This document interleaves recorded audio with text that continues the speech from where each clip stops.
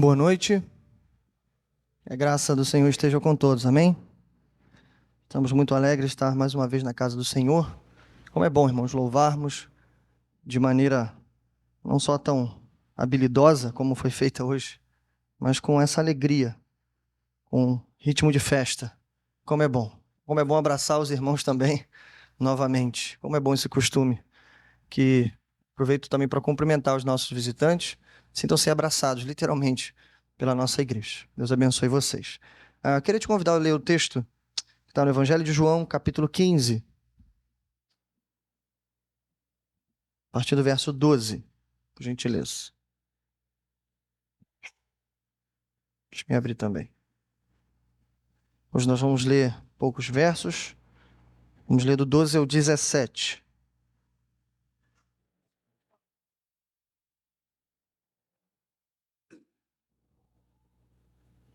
Hoje vamos falar de um tema muito bom, muito agradável. Um tema que acho que todo mundo gosta de falar e de pensar.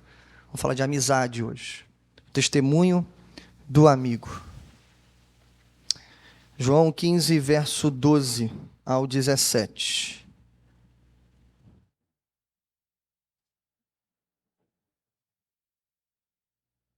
Diz assim: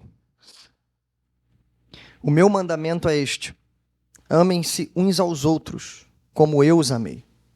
Ninguém tem maior amor do que aquele que dá a sua vida pelos seus amigos. Vocês serão os meus amigos, se fizerem o que eu lhes ordeno. Já não os chamo servos, porque o servo não sabe o que faz o seu senhor, ou o que o seu senhor faz. Em vez disso, eu os tenho chamado amigos, porque tudo o que ouvi de meu Pai, eu lhes tornei conhecido. Vocês não me escolheram, mas eu os escolhi para irem, darem fruto, fruto que permaneça, a fim de que o Pai lhes conceda o que pedirem em meu nome. Este é o meu mandamento. Amem-se uns aos outros. Amém?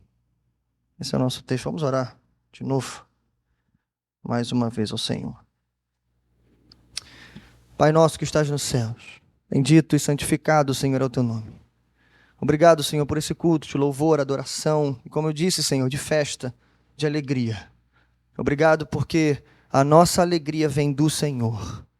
Sei que meus irmãos, Senhor, com certeza têm preocupações, dificuldades, problemas, coisas, Senhor, que estão em nossos corações nesse momento.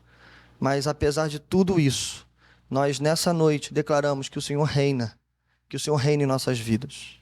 Então, obrigado, Senhor, porque a nossa alegria não depende dessas coisas, mas depende do Senhor. Que nesse momento, Senhor, que a Tua palavra foi lida e será pregada, que o Senhor fale entre nós, a despeito das limitações do pregador, a despeito, Senhor, das limitações também dos nossos ouvidos, mas que o Senhor fale conosco. Abra os nossos ouvidos e corações nessa noite para ouvir e entender a Tua palavra. Em nome de Jesus oramos. Amém. Graças a Deus. Bom, irmãos, como eu disse, tema muito agradável, muito bom de se pregar, o testemunho do amigo, como acabamos de ler aqui.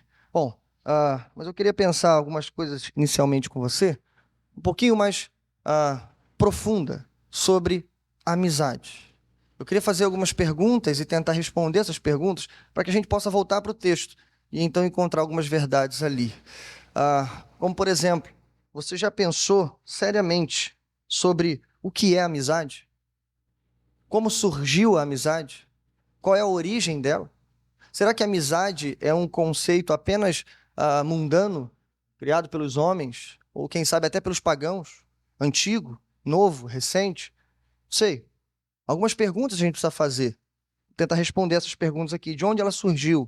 Quando ela começou? O que é, de fato, a amizade? Bom, eu vou defender aqui, junto com, obviamente, alguns bons teólogos nessa noite, que Deus é o criador da amizade. Deus instituiu esse sentimento, relacionamento, enfim, não sei nem como a gente pode chamar aqui, mas Deus instituiu a amizade. E onde ela começou? Ela começou na criação.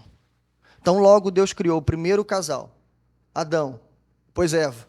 Então, logo Deus deu algumas ordens para eles, alguns mandamentos. Deus iniciou um relacionamento direto, íntimo, próximo, com o homem e com a mulher, Adão e Eva. Então, bom, em primeiro lugar, Deus instituiu a amizade.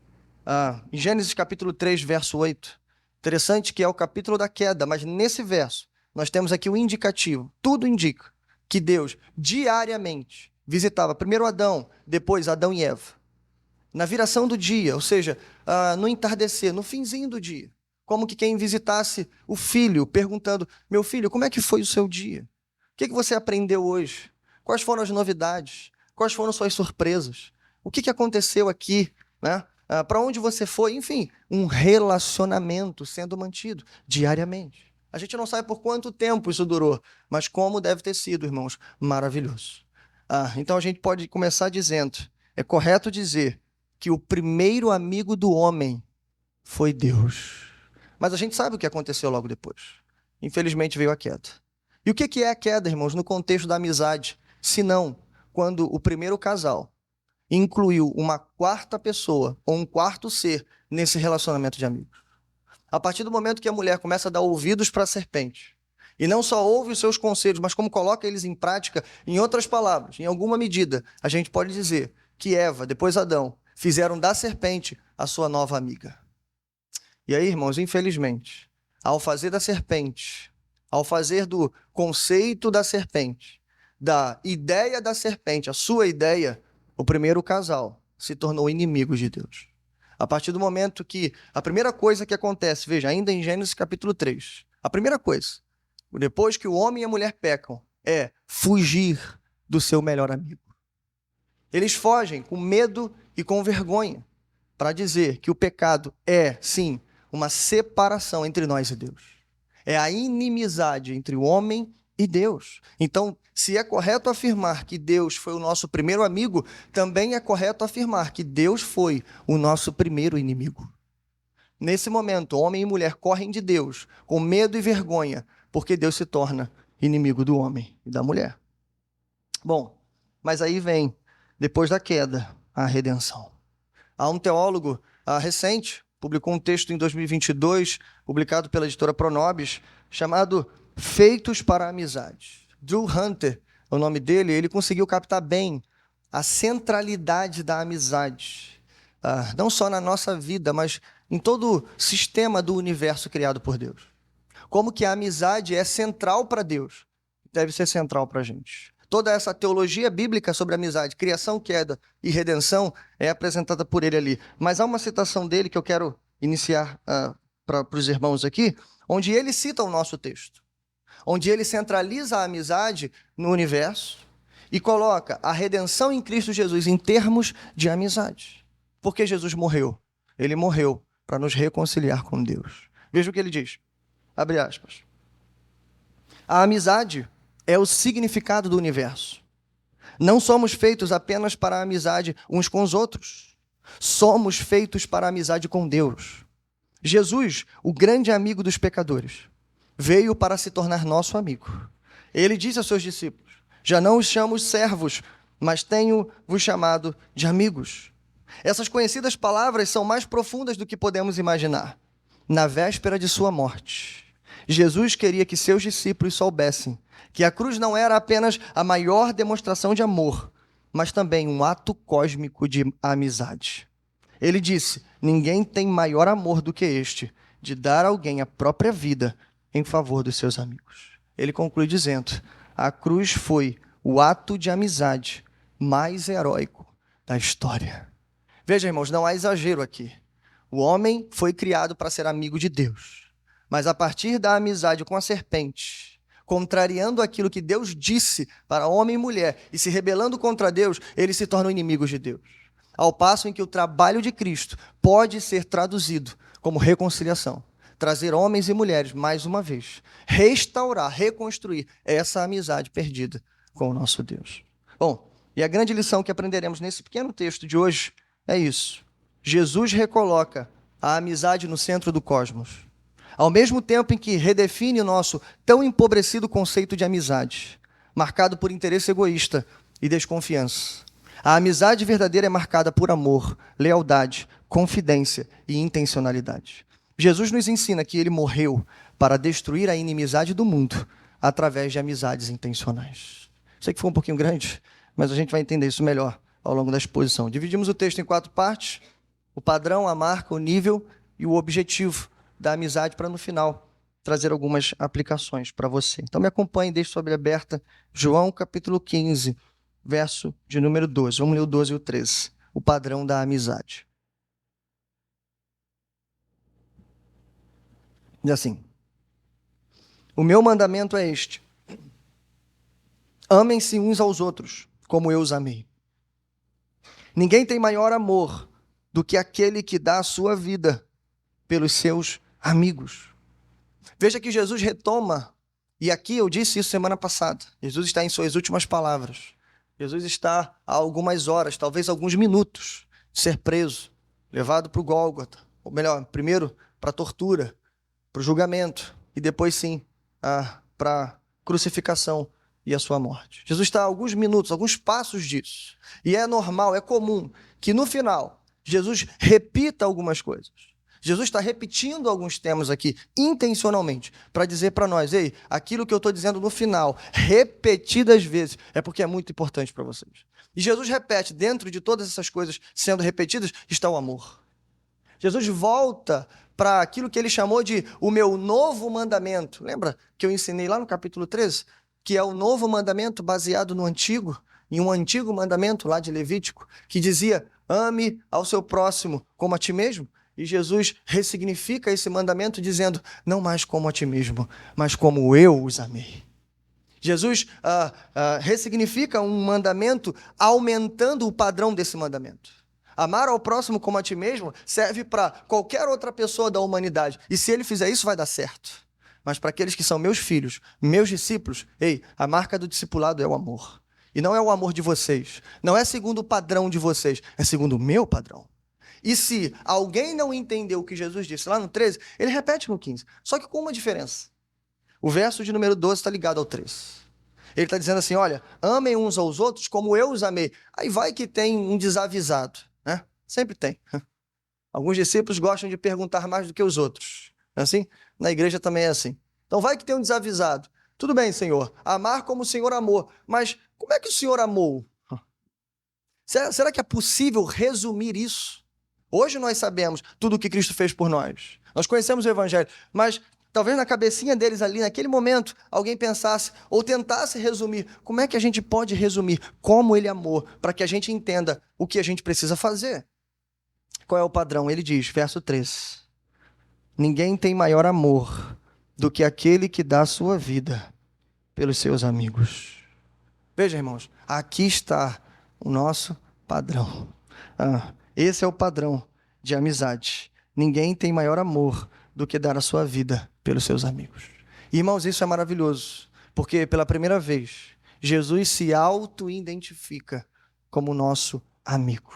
Deixa eu aprofundar isso aqui um pouquinho mais, porque o Evangelho de João, e até aqui, já estamos chegando ao final dele, você tem acompanhado juntamente comigo aqui, que Jesus é retratado de várias formas no Evangelho. Na verdade, o objetivo desse Evangelho é apontar para a glória de Cristo. É para que possamos olhar para Ele, ver a sua glória, e vendo a sua glória, possamos crer em seu nome. Esse é o objetivo. E temos visto isso ao longo de vários testemunhos e várias identificações do próprio Cristo. Vários títulos são dados aqui e várias auto-identificações do próprio Cristo também. Eu vou citar alguns aqui, só alguns para não a gente gastar muito tempo. Mas veja, lá no capítulo 1, Jesus é o Verbo eterno, que era eterno e agora é encarnado, habita entre nós e traz toda a glória do Pai consigo. Veja, irmãos, é o Verbo que, através dele, por meio dele, todas as coisas foram criadas. E sem ele, nada do que foi feito teria sido feito. Ele é o Verbo de Deus. Mas veja, Jesus ainda é mais do que isso. Ele mesmo vai dizer, ei, eu sou o pão da vida. Como a exemplo do maná, o sustento diário de vocês. Onde vocês devem buscar não só alimento físico, mas principalmente alimento espiritual. Mas ele também é a luz do mundo. Ele é o caminho, a verdade e a vida.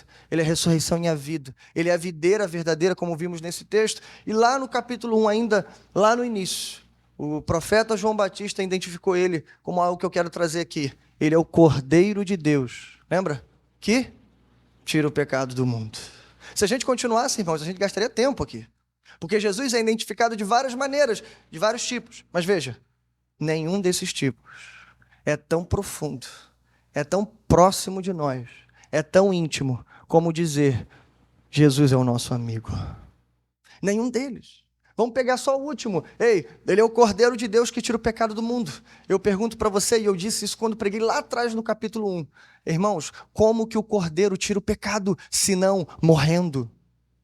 Pode ser que eles não tenham entendido isso lá atrás, mas com certeza, depois de Cristo falar sobre a sua partida, depois dele falar, inclusive, já falou sobre a sua morte, isso voltou à memória dos discípulos, dizendo: ei, não é assim? Não, João Batista não tinha dito que ele seria o Cordeiro de Deus que tiraria o pecado do mundo? Como que o Cordeiro tira pecado, irmãos? Morrendo. E comparando, ei, o Cordeiro morre, o amigo também morre.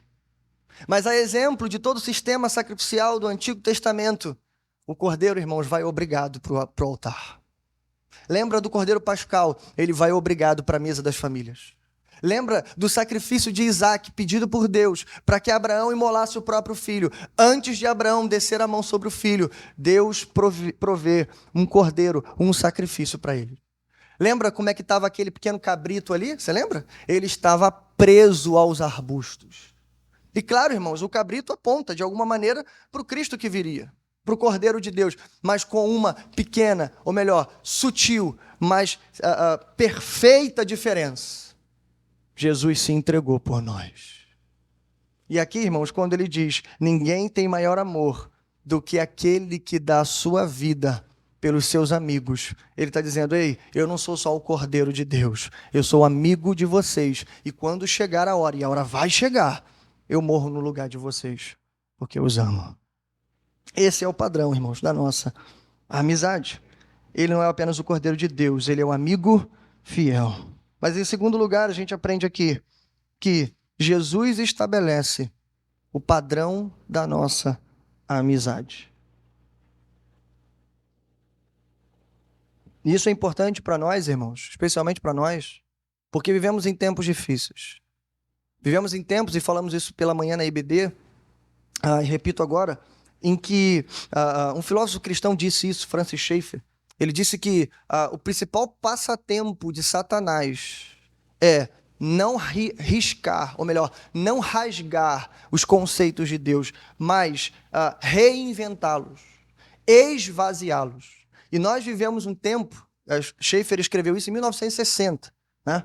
Hoje, irmãos, a coisa está muito pior, porque os conceitos estão esvaziados. Por exemplo, quando se fala de amizade, a gente pode pensar tantas coisas. Tem gente que fala: olha, eu tenho 50 amigos. A gente confunde colega de trabalho com amigo, companheiro com amigo, vizinho com amigo, parente com amigo. Não, irmãos. Ei, se todo mundo é teu amigo, ninguém é amigo. A amizade é coisa cara. E aqui está o padrão. Por isso, em primeiro lugar, ou melhor, em segundo lugar, nós aprendemos que Jesus estabelece o padrão, não nós. Talvez esse seja uma explicação para o problema da nossa sociedade. É que o homem se basta. O homem explica suas próprias demandas. Os conceitos são ressignificados, reinventados pelo próprio homem. Pergunte para alguém o que é amizade, ele vai dizer assim: para mim amizade é isso. Para ele amizade é aquilo. Para nós amizade representa outra coisa. E por aí vai. E aí, irmãos, deixe-me dizer, o conceito de amizade vai sendo esvaziado até acabar, até não fazer o menor sentido. Jesus está chamando para si. Lembra? Quem criou a amizade foi aquele que criou o primeiro de todos os relacionamentos. Deus! Deus foi o nosso primeiro amigo. Então, ele, melhor do que ninguém, se faz carne, habita entre nós e diz assim: calma, gente, eu sou amigo de vocês.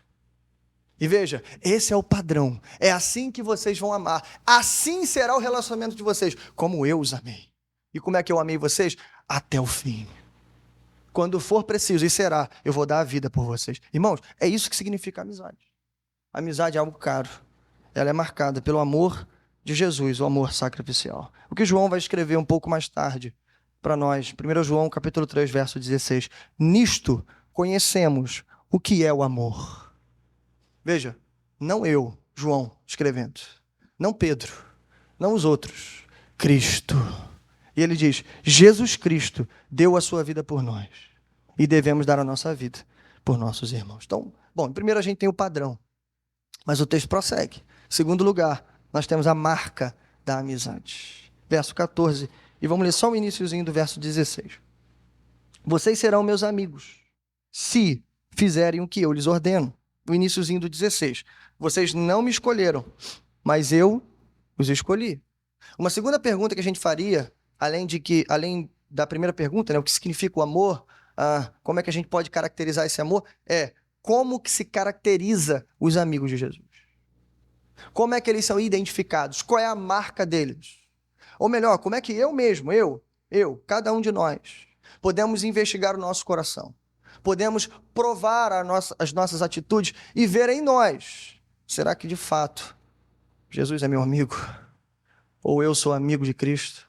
Então, irmãos, eu acredito que isso está escrito para a gente, verso de número 14. Vocês serão meus amigos se fizerem o que eu lhes ordeno.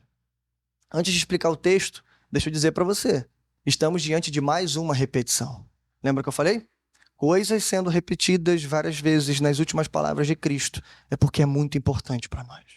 A segunda coisa que Jesus quer que você não esqueça é que não adianta falar que você o ama. Não adianta falar de boca, dizer que ele é teu amigo, se você não conhece e se você não guarda as suas palavras. Ele disse, capítulo 14, verso 15, se você me ama, obedecerão aos meus mandamentos. Capítulo 14, verso 21, quem tem os meus mandamentos e lhes obedece, esse é o que me ama. Ele disse no capítulo anterior, se as minhas palavras estiverem em vocês. Em outras palavras, irmãos, obediência. Alguém pode olhar para o verso 14 e dizer assim, poxa, a coisa estava indo tão bem. Estavam falando de amor, daqui a pouco a gente passou para a amizade. Poxa, a gente chegou na obediência. A gente chegou na ordem. Eu ordeno. Como é que Jesus quer ser nosso amigo se ele está fazendo ordenanças para a gente? De novo, irmãos, a segunda coisa que a nossa sociedade estragou. Além do que eu já disse semana passada, de separar obediência de amor, mas principalmente, irmãos, de considerar que a ordenança nessa frase não faria o maior sentido, ou o menor sentido. A amizade e ordenança não se conectam. Talvez para a sociedade lá fora, a ordenança seria e caberia muito bem se Jesus estivesse falando do relacionamento de senhores e servos.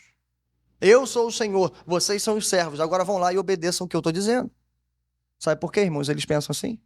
Porque não entenderam os mandamentos do Senhor. Lembra do que o salmista diz para a gente? Ah, Senhor, a tua lei é perfeita e ela revigora a alma. Ah, irmãos, os mandamentos do Senhor são puros. Eles são mais puros do que o mel, mais destilados do que os favos de mel. Esses são os mandamentos do Senhor. É aquilo que ele traz para nós. De novo, deixe-me citar a EBD. Pela EBD também falamos isso aqui. Sobre os 2 primeiros nãos da humanidade. Coisa que talvez a gente não pense muito bem. Mas quando você olha para Gênesis capítulo 2 e capítulo 3, você tem os 2 primeiros nãos da humanidade. E quando você olha para esses 2 nãos, embora pareça uma proibição, irmãos, é algo maravilhoso para nós. O primeiro não é, não coma do fruto, porque senão você morre. O segundo não é bom que o homem viva só. Nas duas maneiras, de 2 formas diferentes, Deus está dizendo, ei, eu protejo vocês, eu cuido de vocês. Esses são os 2 primeiros nãos. Então, irmãos, quem foi que disse que ordem não é boa? Quem foi que disse que os mandamentos do Senhor não são a melhor coisa para nós? Mas veja, mais uma explicação. Não tem nada errado com esse versículo. Se a gente não entendeu o que são os mandamentos do Senhor, muito menos, nós não, né? Eles lá fora não entenderam quem é o Senhor. Quando Jesus diz, de forma maravilhosa, que ele é nosso amigo, irmãos, Jesus não deixa de ser Jesus. Quando Jesus diz que a sua obra consiste em nos refazer, nos reconciliar e nos tornarmos mais uma vez amigos de Deus, Deus não deixa de ser Deus. O problema é que a amizade que está sendo reconstruída aqui não é a amizade entre homens. É a amizade entre um homem e um soberano. Ele continua sendo Deus. Esse é o ponto. Então é normal, irmãos, ele fazer ordenanças. Imagine se você fosse amigo de qualquer outra pessoa muito poderosa no mundo. Com certeza você seria beneficiado por essa amizade. Mas irmãos, exatamente assim que é a amizade de Deus conosco. Nós somos o maior beneficiado desse relacionamento. E veja, irmãos, o verso 16, por isso eu li só o início dele, ele só confirma essa diferença para nós. Olha o que diz mais uma vez: vocês não me escolheram, mas eu os escolhi. Mais uma prova de que essa amizade não é com o igual, mas é entre um homem e um soberano. A prova é que não é você que foi até ele, ele veio até você. A prova é que não foi você que se entregou a ele, foi ele que se entregou por você. A prova é que não foi você que escolheu a ele, mas foi ele que escolheu você. E como ele disse, no final, eu dou a minha vida por você. Então ele nos escolheu, e ele nos escolheu para que a gente obedecesse. Por isso, irmãos, veja, não se confie no fato de você ser um escolhido. E porque você é um escolhido, você se esquece de obedecer. Infelizmente, tem pessoas se confiando nisso, e isso é tão velho quanto as escrituras são. Lembra? João Batista já exortou alguns dos judeus, fariseus, que se confiavam no fato de serem filhos de Abraão. Ele vira para aqueles homens e diz assim: olha, até das pedras Deus pode suscitar filhos a Abraão. Mas ei, tem um machado que já está voando na direção de vocês. A questão não é de quem vocês são filhos, a questão é quais frutos vocês estão produzindo, e se não produzir, ei, o machado está vindo, e ele vai cortar a árvore. Esse é o ponto. Bom, passando então para o terceiro, o nível da amizade. Vimos a sua marca, vimos o que caracteriza essa amizade, agora o nível. Que profundidade, como é que ela é, o nível da amizade. Verso 15. Já não os chamo servos, porque o servo não sabe o que faz o seu senhor, ou o que o seu senhor faz.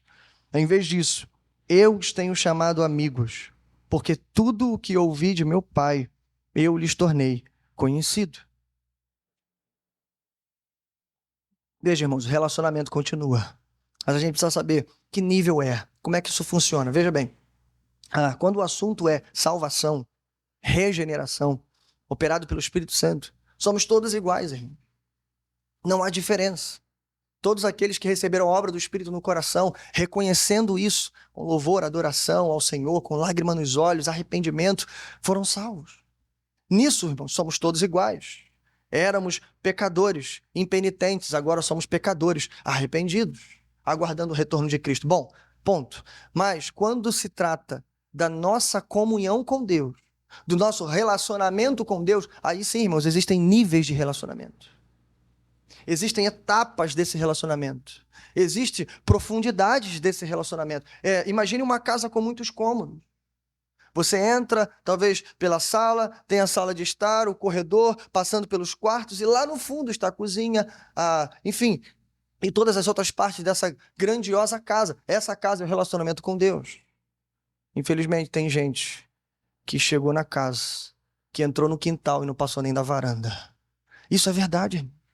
A gente precisa reconhecer, em primeiro lugar, que existem irmãos e irmãs que estão muito mais à frente do que nós no quesito comunhão com Deus. E Jesus, ele descreve bem essa diferença quando ele usa esses dois conceitos aqui, servo e amigo. Ei, o servo é filho de Deus. O servo foi salvo pela graça. É claro que as duas coisas retratam aqui, pelo menos aqui, irmãos, tá? Retratam a comunhão com Deus. Não confunda isso. Paulo vai se retratar a todo momento: ei, eu sou escravo de Cristo. Sim, em uma medida, em um sentido, nós somos e sempre seremos escravos de Cristo, mas no que consiste as nossas vontades. Paulo deixou isso claro em Romanos 6, 7 e 8. A gente pregou aqui. Que antes éramos escravos do pecado, dominados pelo mal, perverso Senhor, que era o pecado, que dominava sobre as nossas vontades. Mas ao passo em que Cristo nos salvou, nos tornamos escravos de Cristo. As nossas vontades, os nossos desejos estão cativos, crucificados com Cristo. Então, no quesito das vontades, somos escravos. Mas, ei, não no quesito do relacionamento. Não no quesito da comunhão. A gente não pode passar a vida inteira nos chamando de servo. E pior, tratando o nosso Deus apenas como Senhor. De fato, Ele é o nosso Senhor. Mas Ele também é o nosso amigo. É isso que Cristo está nos ensinando aqui. Dois motivos, eu poderia citar vários. Mas porque o teu relacionamento com Deus não pode ser um relacionamento de Senhor e servo. Pelo menos não a vida inteira. Primeiro, é porque falta proximidade ao servo. O servo, ele não pode, usando aqui a linguagem, ele não pode. Não pode. Nessa que é a casa em que o servo cuida, ele não pode entrar em todos os cômodos da casa. O servo, grava isso, não tem acesso a todos os cômodos da casa. Ele recebeu uma ordem, se a ordem for limpar o quintal, ele só limpa o quintal e não pode entrar. Ele só vai até onde lhe é permitido, porque servo é servo. Segunda coisa, segundo motivo, por falta de confidencialidade. Achei que não ia conseguir dizer essa palavra. Por falta de confidencialidade. Ei, o servo, ele só precisa de uma ordem para agir.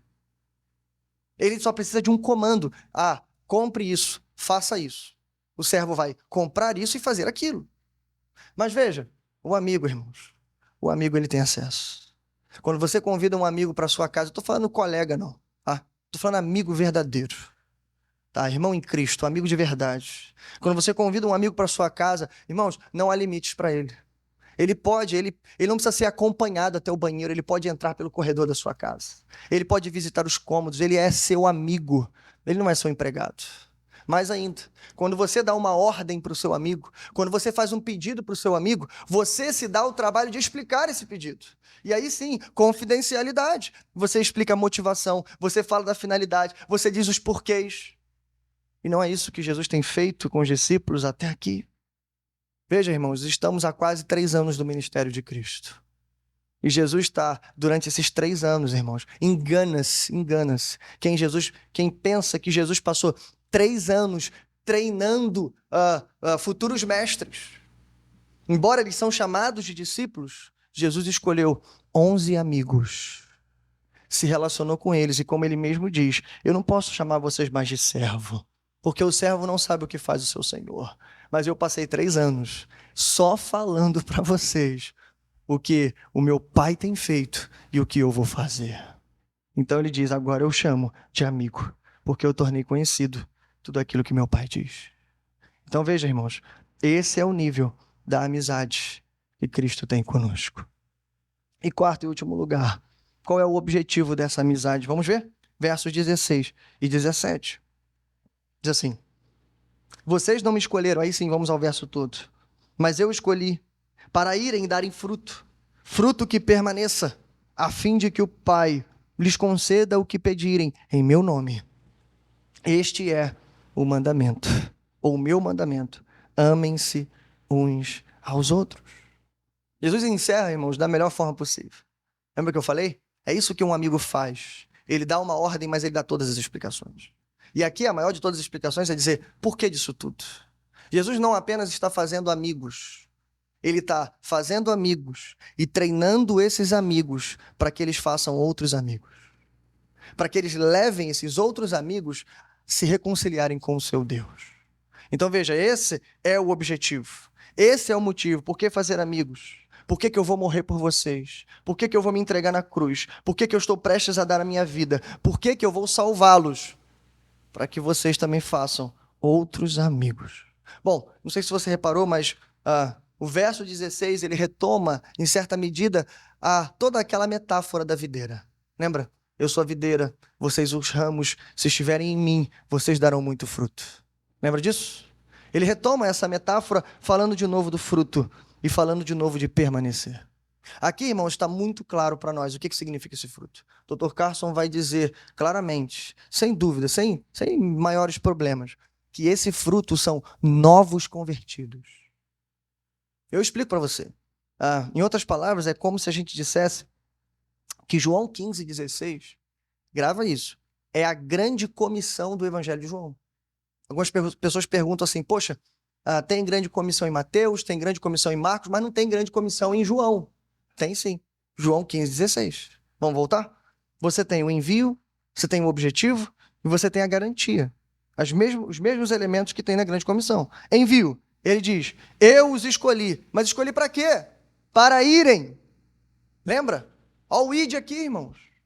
Vão, façam discípulos de todas as nações. Eu os escolhi para irem. Está aqui. Segundo, objetivo. Irem para quê? Darem fruto. Fruto que permaneça. Lembra, irmãos? O objetivo de estarmos ligados à videira e de permanecermos em Cristo não era para enfeitar a videira, mas era para produzir fruto. Dissemos semana passada que a vida frutífera, irmãos, não é opcional. Ela é aquilo que marca a vida do cristão. Ou você é frutífero, está ligado à videira e produz fruto, ou você é cortado, deixado para secar e lançado ao fogo. Não há opção a uma vida frutífera. Ou você é frutífero, ou você será lançado no fogo. Bom, aqui, o fruto significa vidas. Esse ramo vai frutificar. E esse novo fruto terá que, então, permanecer para frutificar de novo. Não há dúvidas, irmãos, estamos falando de novos convertidos. Ainda temos a garantia, veja, a fim de que o Pai lhes conceda o que pedirem em meu nome. Em outras palavras, é o que Jesus disse em Mateus 28. Eis que estarei convosco até a consumação dos séculos. De que maneira ele estaria conosco? Primeiro, habitando em nós através do seu Espírito, mas segundo, irmãos, respondendo todas as nossas orações. Lembra que falamos aqui sobre a oração respondida? E Jesus está falando isso desde o capítulo 14. Ele está dizendo isso para nós a todo momento. Ei, quando pedirem, peçam crendo, mas peçam crendo em meu nome. Ele disse, se as minhas palavras estiverem em vocês, peçam o que quiserem, e lhes será concedido. E aqui ele está dizendo de novo, a fim de que o Pai lhes conceda o que pedirem em meu nome. Irmãos, a oração é a grande aliada da evangelização. Não existe grande comissão. A gente nem sai de casa. A gente não tem fruto. A gente não tem vitória sem antes orar. Porque lembra, nós somos aquele que saiu para semear. Mas quem faz o fruto, ou melhor, a semente, florescer, germinar e gerar frutos é o Senhor. É Ele que dá o crescimento. Bom, a oração acompanha a grande comissão. E no verso 17, Jesus completa dizendo, voltando ao tema do amor, para fechar o nosso pequeno texto, dizendo, este é o meu mandamento, amem-se uns aos outros. Por que Jesus termina fechando esse bloco? Começa com amor e ele termina com amor. Para lembrar para vocês o que ele disse lá no início. Lembra? Sobre o padrão.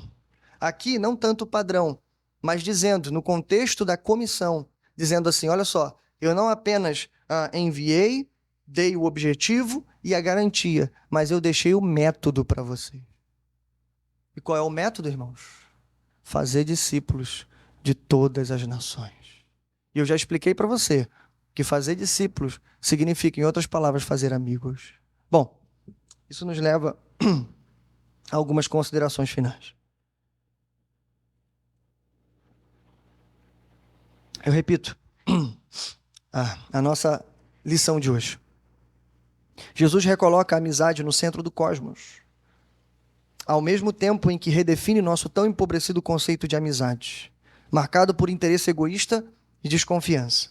A amizade verdadeira é marcada por amor, lealdade, confidência e intencionalidade. Jesus nos ensina que ele morreu para destruir a inimizade do mundo através de amizades intencionais. Por isso eu quero encerrar com 3 perguntinhas para a sua reflexão. Precisa responder, leva isso para casa, reflita. Deus quer falar no seu coração essa noite. Veja, primeira pergunta. De qual lado você está? Diante do que vimos e pregamos aqui rapidamente, a pergunta é essa, de qual lado você está? Você está do lado dos amigos ou do lado dos inimigos? Você está do lado dos amigos da serpente, dos amigos do mundo, dos conselhos do mundo, fugindo de Deus, com medo de Deus, com vergonha de Deus? E veja, Tiago, capítulo 4, verso 4, irmãos, tem uma das maiores lições da Bíblia para a gente, sobre amizade. Vocês não sabem que a amizade com o mundo é inimizade com Deus? Repare que Tiago é certeiro, ele não diz amizade com Deus ou inimizade. Não. A amizade com o mundo é, por definição, inimizade com Deus. Se você deixou outro entrar no teu relacionamento com Deus, irmãos, acabou a amizade com Deus. Se você passou a ouvir os conselhos do outro lado, acabou a amizade com Deus. Você não pode dizer que é amigo de Deus, mas anda segundo os conselhos do mundo. Você não pode se dizer, sou amigo de Deus, mas eu amo mais o mundo do que a Deus. Você não pode dizer sou amigo de Deus e infelizmente a sua vida diz o tempo todo, todas as práticas, cada conselho, cada palavra que sai da sua boca, não vem de Deus, vem da serpente. Então a pergunta é: de que lado você está? Do lado de Deus ou do lado dos inimigos de Deus? Bom, eu quero dizer para você nessa noite que Deus criou a amizade. Essa pergunta não é um muro aqui, pelo contrário, é um convite. Deus criou a amizade. Ele é o primeiro amigo. Ele veio até nós, ele nos criou. Lembra? Ele poderia ter criado o homem, dado todas as ordenanças. Olha, agora você vai governar, agora você vai dominar sobre as criaturas, você vai nomear os seres. Depois que a mulher chega, vocês dois vão viver no jardim e a vida que segue. Como alguns filósofos do século XIX acreditaram, Deus é como relojoeiro, os deístas. Ele cria, mas não se envolve. Ok, Deus poderia ter feito isso, ele é soberano, mas não foi isso que ele fez. Ele criou homem e mulher e ele se deleitou na amizade deles. Ele vinha, irmãos, diariamente, dia após dia, ao entardecer. Veja, não no início do dia, mas no final dele, como um pai cuidadoso e amoroso perguntando: filho, o que vocês fizeram hoje? Não que ele não soubesse o que eles tinham feito, mas para que o relacionamento avance e se aprofunde. Ele pergunta: onde estás? Isso é amor, irmãos, isso é cuidado. Eles estão fugindo de Deus, Deus está indo até eles, irmão. Onde vocês estão? E mais ainda, lembra o motivo? Eles fogem por medo e vergonha. É Ele que providencia a redenção, a remissão dos pecados, ali simbolicamente matando aquele animal e cobrindo as suas vergonhas. Isso, irmãos, é amor. Por isso, eu faço coro com o apóstolo Paulo em 2 Coríntios 5:20. Por amor de Cristo, reconciliem-se com Deus. Se você olha para o seu coração e você vê mais do mundo no seu coração do que Deus, então, por favor, reconcilie-se com Deus. A segunda pergunta que eu deixo para a sua reflexão é que se você não é inimigo de Deus, então a pergunta é: em que posição você está? Qual nível você está? Qual posição? Servo ou amigo? Em que lugar da casa você está? Você está com vergonha lá na porta, ainda na varanda? Com medo de entrar, com medo de se envolver, de se misturar, ou você já entrou na casa? Como um bom filho, já passou pelo corredor, já chegou na cozinha, abriu a geladeira, você já se sentou no sofá. Essa casa, irmãos, é o nosso relacionamento com Deus. Lembra que eu falei? A palavra-chave é acesso. Servo não tem acesso. Irmãos, mas o amigo tem acesso. E acesso aqui, irmãos, nessa metáfora da casa, é literalmente a um lugar, ao santo dos santos. O servo, irmãos, talvez ficaria no átrio exterior, do lado de fora. Você não, você passa pelo átrio. Você olha para o altar, você continua caminhando. Você vê o lugar onde os sacerdotes se banhavam, você pode avançar.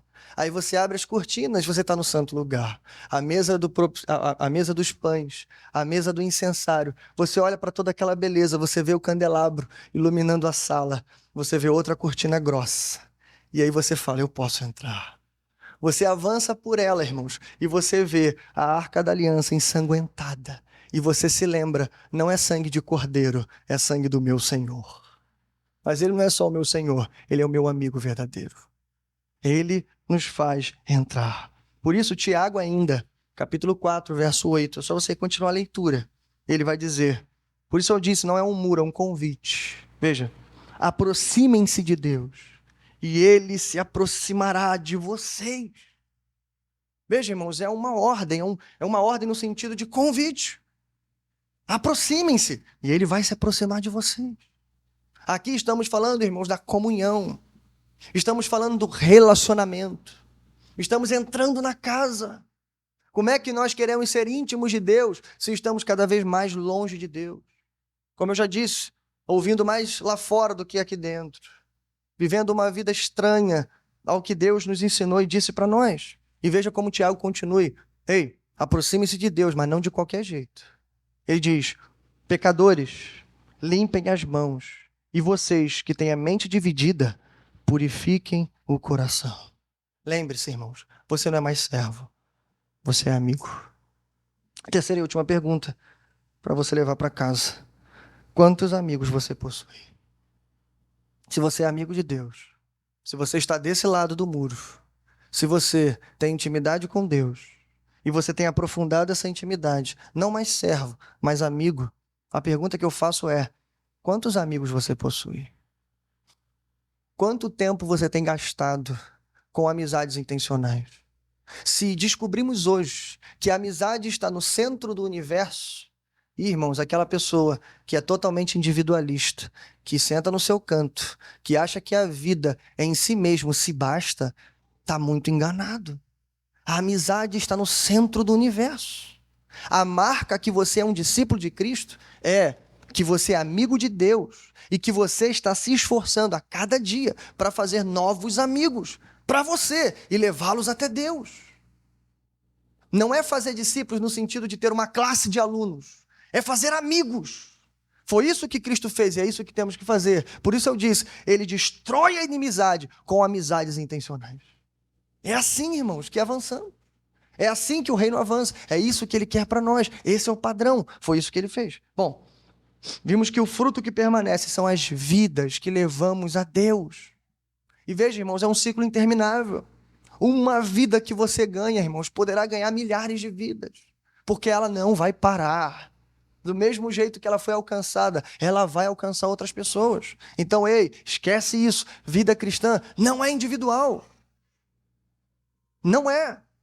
E veja, irmãos, isso é tão interessante que isso prova porque o nosso Deus é amor. Eu disse isso também aqui na IBD, mas repetindo, né?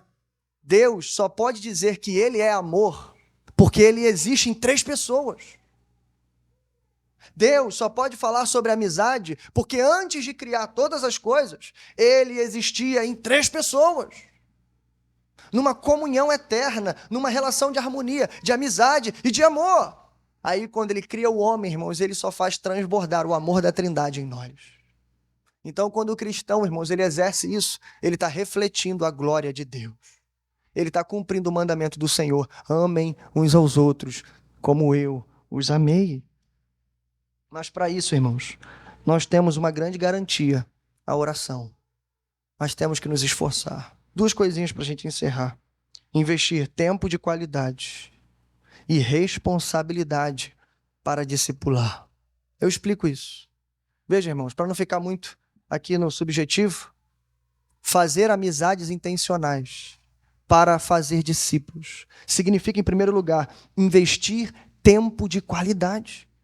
Você não vai fazer amigo sentado na poltrona do sofá vendo Netflix. Você não vai fazer amigo saindo, você, sua família e seus filhos, indo para o shopping. Embora, irmãos, não estou condenando nada disso. Tudo isso é bom, salutar, saudável, maravilhoso.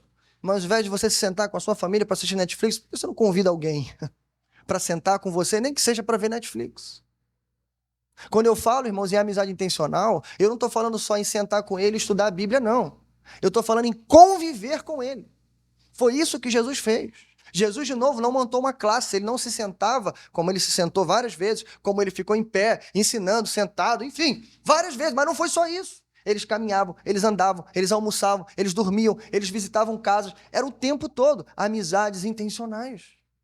Por isso, esse investimento de tempo está ligado à responsabilidade. Por quê? Porque quando você não estiver ensinando a palavra, você vai ter que estar vivendo a palavra.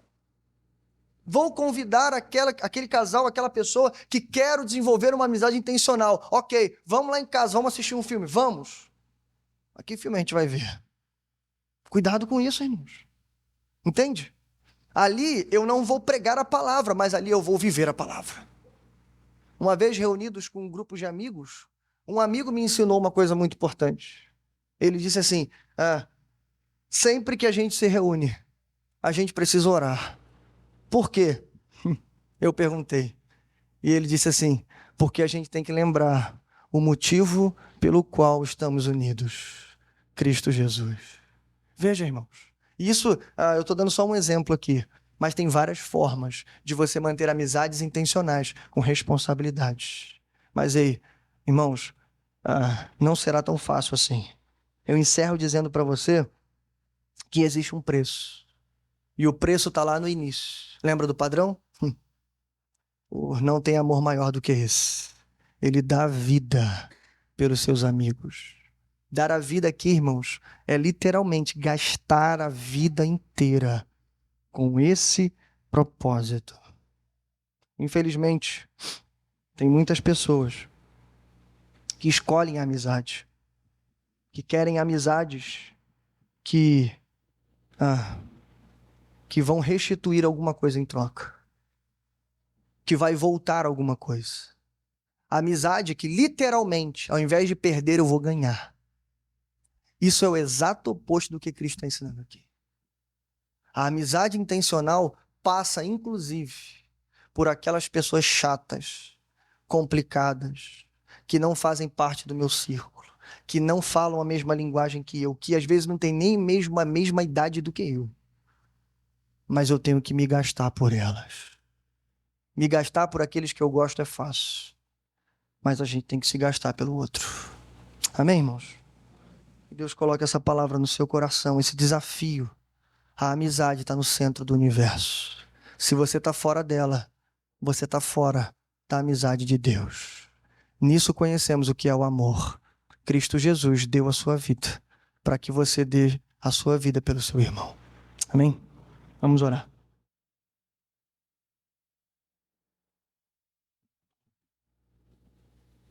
Pai nosso que estás nos céus, bendito e exaltado, Senhor, é o teu nome. Obrigado, Senhor, por nessa noite enxergarmos, Senhor, de forma clara, objetiva, o plano redentivo, Senhor, que começou não no Éden, mas na eternidade, de o Senhor, na sua infinita sabedoria e liberdade, escolheu criar homens e mulheres feitos à sua imagem e semelhança, para que esses homens se tornassem amigos, em primeiro lugar, do Senhor. O nosso primeiro amigo foi o Senhor. Infelizmente, nesse plano, Senhor, estragamos todas as coisas. Nos rebelamos contra o Senhor e de amigo viramos inimigos. Mas glorificamos o teu nome, porque Jesus Cristo veio ao mundo para nos reconciliar com Deus, para refazer aquilo que nós desfizemos, para reconstruir aquilo que nós destruímos. E de inimigos de Deus, nós passamos a ser amigos de Deus. Obrigado, Senhor, porque isso é maravilhoso. Só que isso teve um alto preço, Senhor. Isso custou a vida do Filho de Deus. O Senhor teve que ir para a cruz, como um cordeiro, Senhor, mas que se entregou e que morreu em nosso lugar, para que pudéssemos, Senhor, resgatar essa amizade. Mas agora, Senhor, temos um grande desafio pela frente. Essa morte, esse sacrifício, estabeleceu o padrão para nós, mas também um método para que possamos continuar fazendo amigos de todas as nações, levando esses amigos a se reconciliarem com Deus, a voltarem para o primeiro e maior de todos os amigos, o Senhor. Então, Senhor, nos ajuda. Primeiro, Senhor, mudando a nossa mentalidade, tirando, Senhor, o individualismo do nosso coração, tirando a ambição egoísta, aquele sentimento de reciprocidade, de achar que eu dou e tenho que receber em troca. Não, Senhor. A amizade, Senhor, ela é intencional e ela é sacrificial. Vai nos custar, Senhor, e vai nos custar muito. Vai nos custar caro, tempo de qualidade. Vai nos custar, Senhor, às vezes até dinheiro. Mas que essas amizades floresçam. Que possamos cumprir o teu chamado, Senhor. Não é difícil, não é impossível, Senhor. O Senhor nos criou para isso. O Senhor nos capacitou para isso. E o Senhor tem nos exortado nessa direção. Fazer amigos de todas as nações até que o Senhor venha. Então nos ajuda, Senhor, a fazer amigos. E que esses amigos se aproximem de Ti. E que eles sejam amigos do Senhor. Em nome de Jesus nós oramos. Fica conosco, Senhor. Coloca essa palavra em nossos corações. E desperta-nos, Senhor, para essa obra. Porque o Senhor breve vem. E quando o Senhor vier, o Senhor voltará para buscar os seus amigos. E que nesse momento nós sejamos mais apaixonados pelo Senhor do que pelo mundo. Que nós estejamos ouvindo a sua voz e não a voz da serpente. Para que a tua igreja se alegre e o teu nome seja glorificado. Em nome de Jesus oramos, Senhor. Amém.